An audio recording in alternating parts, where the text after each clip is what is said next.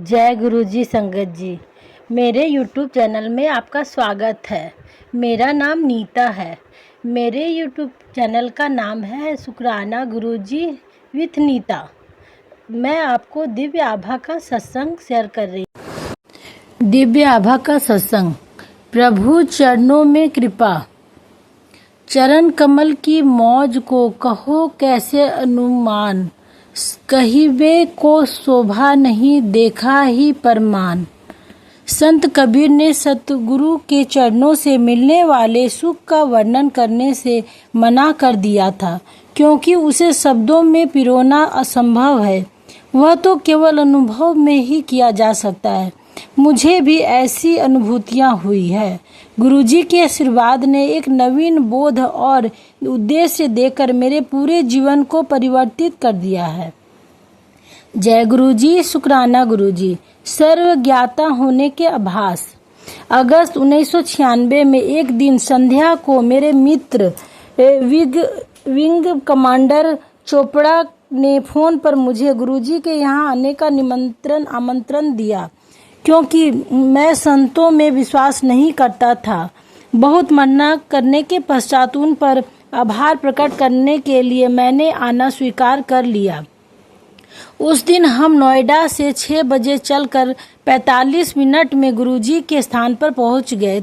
पहला अवसर होने के कारण संगत में चोपड़ा के अलावा मैं किसी को नहीं जानता था। हम 15-20 लोग समूह में बैठकर गुरुजी की प्रतीक्षा करते रहे। जब गुरुजी अपने कक्ष से निकले, हम सबने जाकर उनके चरण स्पर्श किए।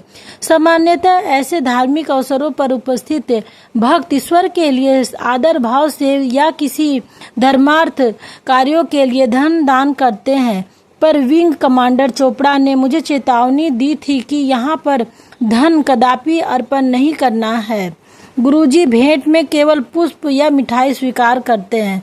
फूल सजाने के काम आते थे और मिठाइयों को गुरुजी प्रसाद के रूप में संगत में बांट देते थे।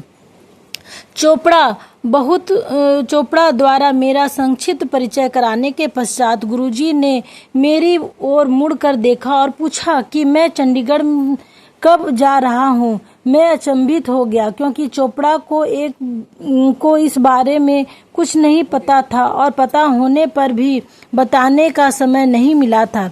किंतु गुरुजी को मेरे बारे में चोपड़ा द्वारा दिए गए परिचय से अधिक ज्ञान था। अपने अचंभे को वश में करते हुए मैंने गुरुजी को उत्तर दे दिया। गुरुजी ने जानना चाहा कि मैं वहाँ पर कहाँ रहता हूँ। मैंने उनको बताया कि मैं एक पुलिस अधिकारी श्री पी सिंह के घर पर ठहरता हूँ। गुरुजी ने कहा कि वह उनके पुराने अनुयायी है। मैं उन्हें दिल्ली आकर गुरुजी से मिलने के लिए कहूँ। गुरुजी के रहस्य और उनकी प्रतिभाओं के बारे में जानने के लिए मेरी जिज्ञासा और बढ़ गई तथा स्थान बैठने पर प्रसाद में चाय परोसी गई। गुरबानी के मधुर शब्दों की ध्वनि से वातावरण में दिव्यता छा रही थी। कुछ देर पश्चात गुरुजी ने मिठाई बांटनी आरंभ करी और उसकी मात्रा ने मुझे आश्चर्यचकित कर दिया। उठाने और देने के लिए गुरुजी केवल अपने दाहिने हाथ का प्रयोग कर रहे थे, पर प्राप्तकर्ता का दोनों हाथ में भी उसे संभालने में कठिनाई हो रही थी। यद्यपि गुरुजी का हाथ उपस्थित लोगों में से कुछ से छोटा होगा, किंतु बड़े हाथ वाले भक्त भी दोनों हाथ से प्रसाद को संभाल नहीं पा रहे थे। गुरुजी के 2-3 बार प्रसाद लेने के पश्चात, जिसकी प्रति भक्त कुल मात्रा आधा किलो से अधिक रही होगी, उनके निर्देश पर लंगर परोसने का प्रबंध होने लगा। उस समय ऐसा लग रहा था कि पेट में और कुछ खाने का स्थान नहीं है, परंतु जब तक लंगर आया तब तक पुनः भूख लगने लगी थी। कालांतर में मुझे बोध हुआ कि प्रसाद और लंगर के इस अनुभव एक बार के चमत्कार को ना होकर सामान्य है। पिछले 5 वर्षों से मैं कुछ आहार और रहन सहन संबंधित नियमों का पालन करता आया था। प्रातः शीघ्र उठने के लिए मैं 9:30 बजे सो जाया करता था, किंतु गुरुजी संगत को अपने द्वारा सोचे हुए समय पर ही जाने की आज्ञा देते थे। उस दिन वहां अर्धरात्रि के बाद तक रहे और कोई 1 बजे नोएडा के लिए चले। यह समय मेरे शरीर की जैविक घड़ी के प्रतिकूल था, किंतु मुझे आभास हुआ कि इतनी देर तक जगे रहने के बाद भी घर पहुंचने तक निद्रा मेरे से कोसों दूर थी और मुझसे अद्भुत स्फूर्ति बनी हुई थी। घर पहुंचने के तुरंत बाद मैंने अपने मित्र पीपी सिंह को फोन कर यह जानना चाहा कि क्या गुरुजी का कहा हुआ सत्य था। मेरे मित्र को यह जानकर अति प्रसन्नता हुई कि मैं गुरुजी से मिलने एम्पायर स्टेट गया था।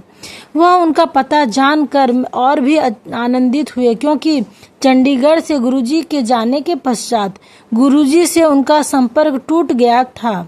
हमने खुश होकर वार्ता का अंत किया। फिर मैंने अपने पहले दर्शन के बारे में पत्नी के कुछ प्रश्नों के उत्तर दिए और इस प्रकार एक अति महत्वपूर्ण दिन का अंत हुआ।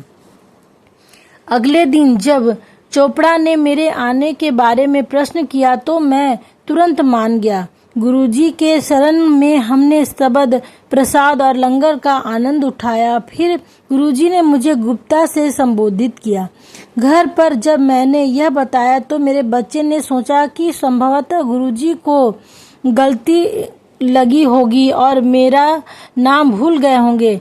फिर मैंने बच्चों को अपने कॉलेज के दिनों का एक रक्तदान कार्ड दिखाया। उन्हें पहली बार पता लगा कि मैं गुप्ता लिखा करता था और व्यापार आरंभ करने के पश्चात ही मैंने सिंगला का प्रयोग आरंभ किया।